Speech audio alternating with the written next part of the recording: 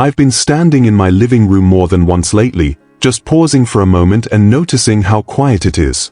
The kind of quiet where every creak of the floor and hum of the fridge feels sharper because there's no one else around to share it. It's not that anything is wrong. The house is familiar, filled with decades of memories, and every corner feels like my own. Yet, there's a subtle awareness that even the simplest slip, a misstep on the rug, or a stumble down the hallway would land solely on me. No one would catch me, no one would steady me, and that thought lingers quietly in the back of my mind. I'm not afraid, and I'm not panicking. I'm simply noticing the reality of living alone, how the calm of my home comes with the responsibility of keeping myself steady. It's this awareness that led me to make some changes, small adjustments that respect my independence while quietly keeping me safe. I didn't wait for a fall or an accident, nor did I need a reason beyond simply wanting to move through my home with confidence and ease. I didn't remodel or install flashy gadgets. Instead, I made simple, thoughtful adjustments that anyone can do, changes that let me continue living alone without tension or constant caution.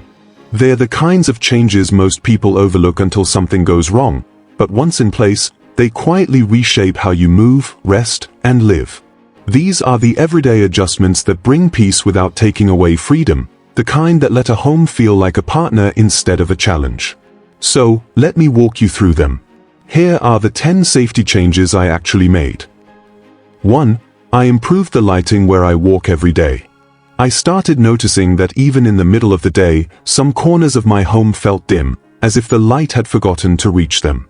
The hallway near the bedroom always seemed shadowed in the morning, and the doorway to the kitchen could be misleading when the sun shifted just right.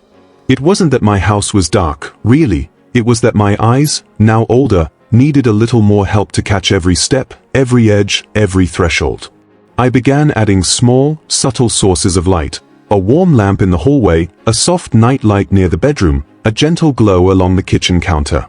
Nothing harsh, nothing that blared awake at midnight, just enough so I could see the floor clearly without thinking about it.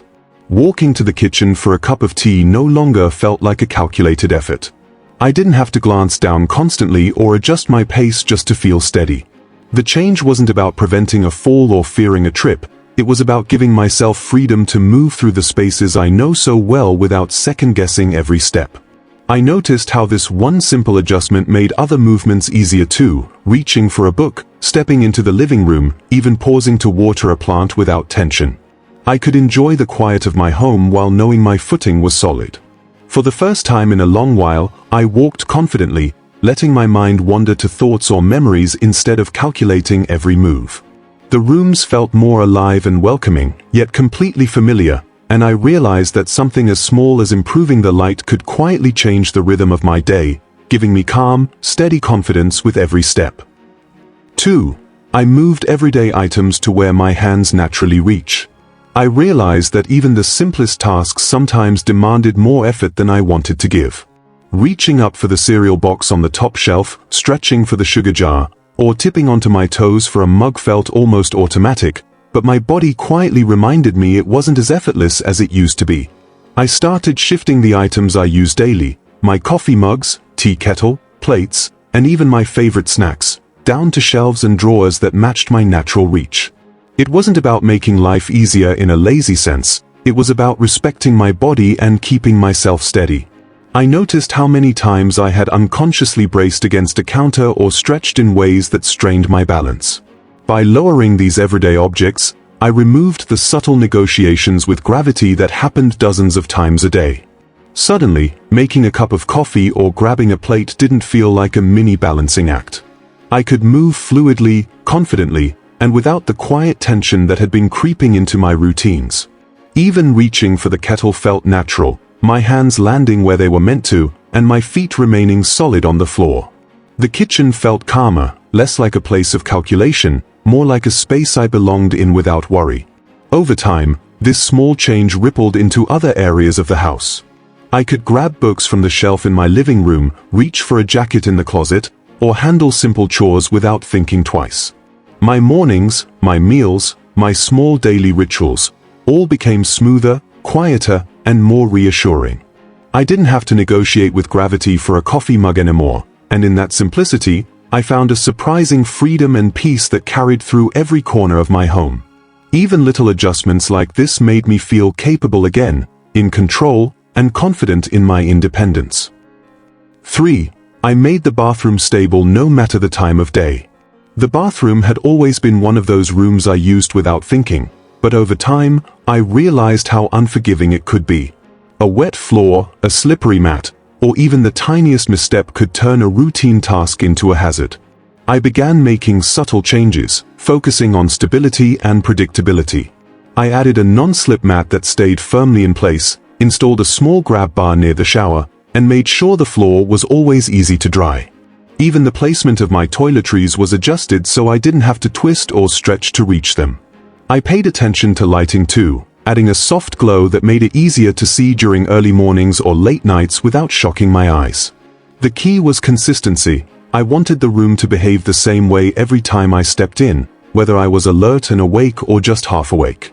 Now, stepping into the bathroom doesn't require a calculation of risk or careful adjustment of every movement. I can turn, bend, and reach naturally, and I know my footing is secure. Even the act of getting in and out of the shower feels predictable, freeing me from that subtle tension that once lingered in my shoulders every time I entered. This one room, once just functional, became a place I could move through with confidence. It may seem small, but knowing the floor won't betray me, that I can rely on each handhold, that every surface is stable, it has quietly changed how I approach the rest of my day.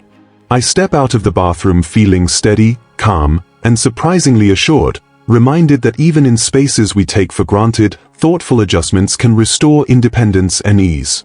That room has to work the same way every time, and now, finally, it does. 4. I secured or removed anything that could slide underfoot. I started paying closer attention to the floor, and that's when I noticed the little things I had overlooked for years: rugs that shifted when I stepped on them, mats that curled at the edges, even a stray throw rug in the hallway that I barely noticed. Each one seemed harmless, but I knew from experience that a small slip can lead to a big problem. I went through the house, testing each rug and mat, feeling how it responded under my weight. Those that slid, curled, or felt unstable were either secured with non-slip backing or quietly removed. It wasn't about removing comfort or style, just ensuring the floor behaved exactly as I expected. I realized that most falls don't happen because of big obstacles. They begin with something as simple as a rug shifting or a foot catching where it shouldn't. After making these changes, moving through the house felt different, steadier, calmer, more natural. I didn't have to hesitate before taking a step or double-check where my foot landed. Even small actions like walking from the living room to the kitchen, carrying a cup of coffee, became less about calculating risk and more about simply living. The confidence I gained wasn't dramatic, but it was quiet and persistent, growing with each step I took on a floor that stayed honest. For the first time in a long while, I felt that my home was fully cooperating with me rather than subtly challenging my balance.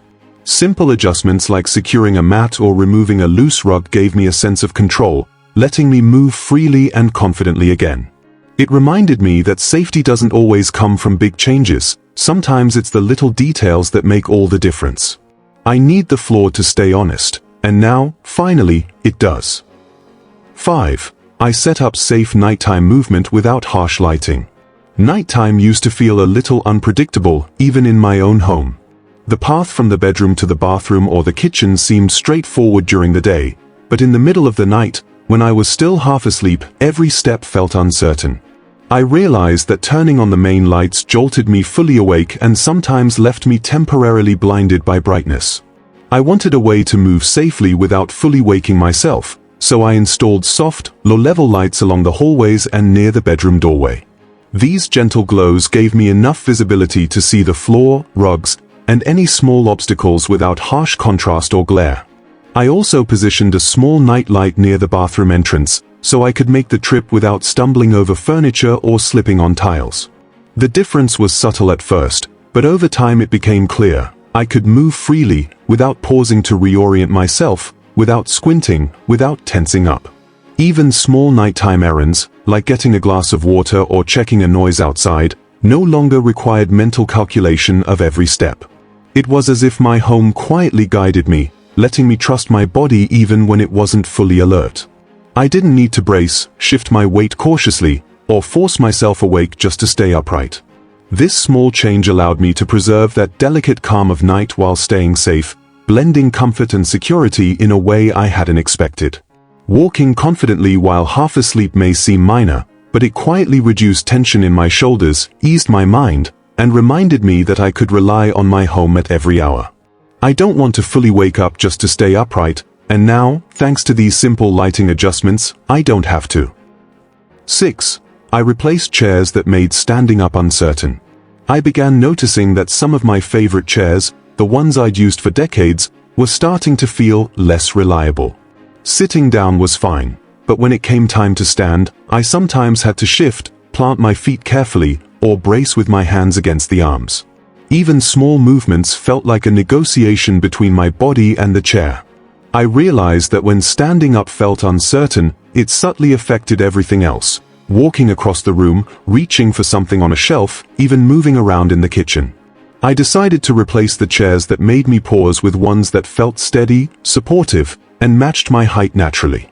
I also adjusted the bed height slightly so getting up in the morning didn't require awkward leverage or tension. The difference was immediate. I could sit and rise without hesitation, without bracing or overthinking each motion. Something as simple as the right chair gave me confidence not just in one place, but in every step I took afterward. I began to notice the ripple effect. Walking to the living room, reaching for a book, even pausing to tie my shoes felt smoother because the first movement, standing from the chair, was secure. It wasn't a dramatic change, and no one else would notice, but to me, it meant freedom. I didn't have to calculate or compensate, and my balance felt naturally steadier. That quiet reliability built trust between my body and my surroundings, reminding me that the home could support me rather than challenge me. If getting up feels risky, everything feels risky. And now, with these adjustments, every movement starts with confidence, calm, and independence. Even small additions like a sturdy armrest or slightly firmer seat cushion made each rise from a chair feel effortless and reassuring, giving me peace of mind I hadn't realized I was missing. 7.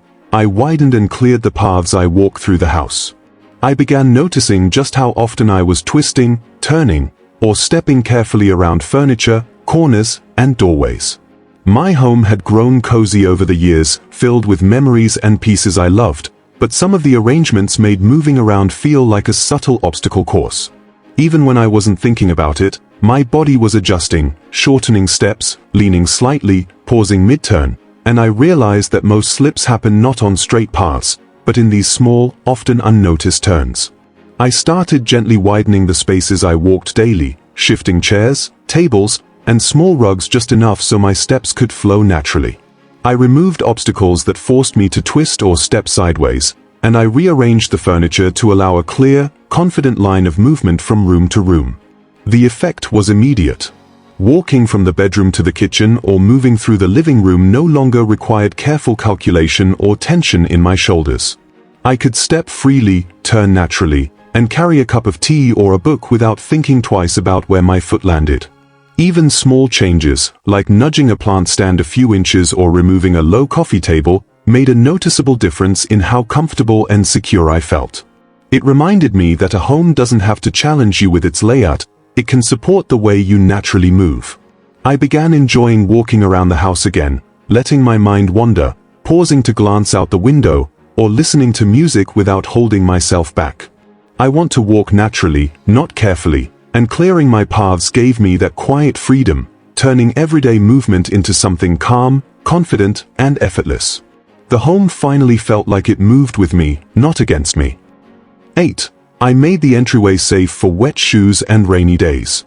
The entryway had always been a quiet challenge. On rainy mornings or after a sudden drizzle, the floor could become slick, shoes would track in water, and the simple act of stepping inside felt like negotiating with the weather. I realized that this small area, so often overlooked, could quietly influence my confidence every time I entered or left the house. I started by placing absorbent, non-slip mats exactly where my feet landed, making sure they stayed flat and didn't shift when stepped on. I also adjusted the arrangement of shoes and boots, giving them a designated space away from the walking line, so nothing could catch my foot unexpectedly. Even the flooring near the door got a closer look, Small tweaks, like a rug with a firm backing and a non-slip threshold, created predictability underfoot. Beyond the physical changes, I slowed down my routine when coming inside from rain, treating each step as a deliberate motion rather than a rushed transition. This wasn't about fear, it was about controlling the small, daily risks that the weather might otherwise impose. Suddenly, entering my home felt calm rather than cautious.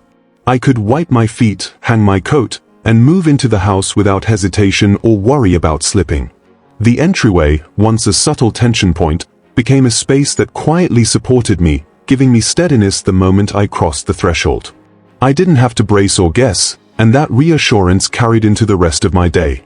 I don't want the weather deciding how steady I feel, and by taking these small, practical steps, I regained the confidence to move through the first few steps of home life without second thoughts, letting my home feel safe and predictable, no matter what the day brought.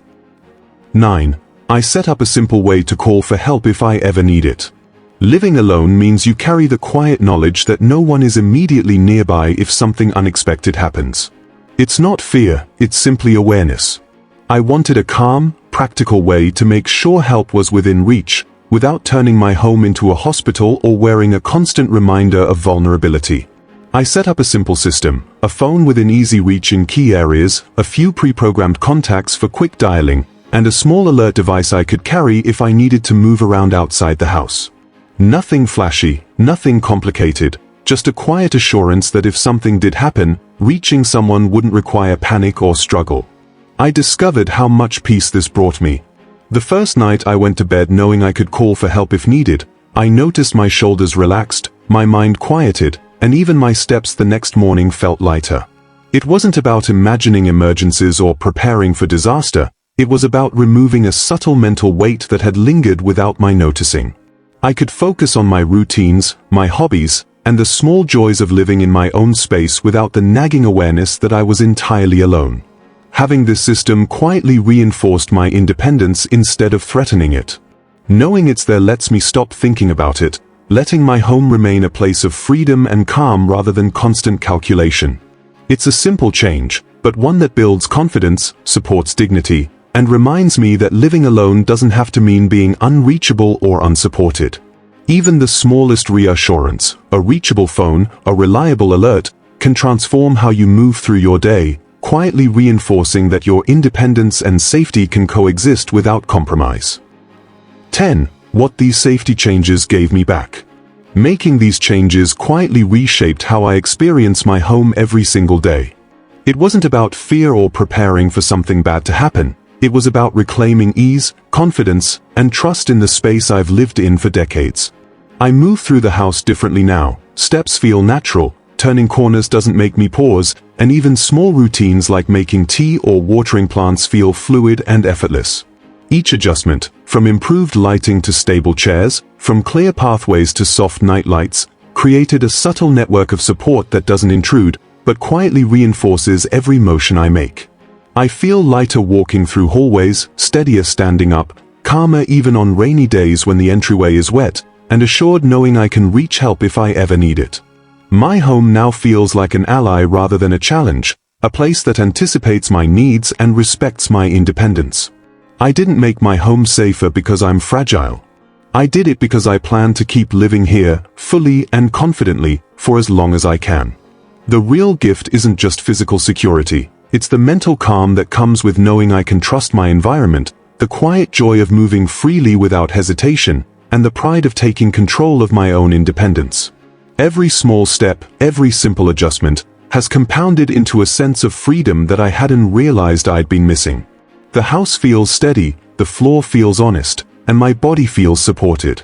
Most importantly, I can enjoy my routines and the small, daily pleasures without thinking twice, knowing that my independence is respected, my safety is cared for, and my home continues to be a place where I belong, completely and confidently, just as it has been for all these years.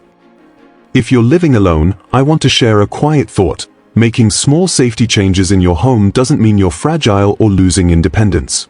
It simply means you're paying attention to the rhythms of your life, honoring your body, and allowing your home to support you rather than challenge you.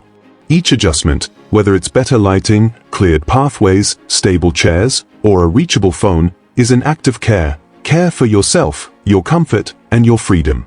These changes are not dramatic, flashy, or complicated. They are gentle, thoughtful tweaks that let you move through your day with confidence and calm, keeping the focus on living fully rather than worrying about what might go wrong. I hope hearing about the steps I've taken inspires you to notice the little things in your own home, to ask yourself where your movement feels constrained or uncertain, and to consider ways to make those moments smoother. Your home can be a quiet ally, a place that honors your independence while giving you reassurance, peace, and trust in every step. At Wise Aging Seniors, our mission is to explore these small, meaningful adjustments, the ones that protect calm, dignity, and the freedom to continue living life on your own terms. I'd love to hear from you. Have you tried any subtle changes that made your home feel steadier? Or is there a corner of your home that could quietly benefit from attention? Share your experiences in the comments. Your story might help another senior feel seen, understood, and empowered. Remember, living alone can be fully capable, confident, and calm. Every thoughtful choice you make in your space is a reflection of your independence, your wisdom, and your care for yourself. Thank you for taking the time to consider these small steps. Let your home support you as much as you've cared for it all these years, and may each day feel steady, comfortable, and yours in every way.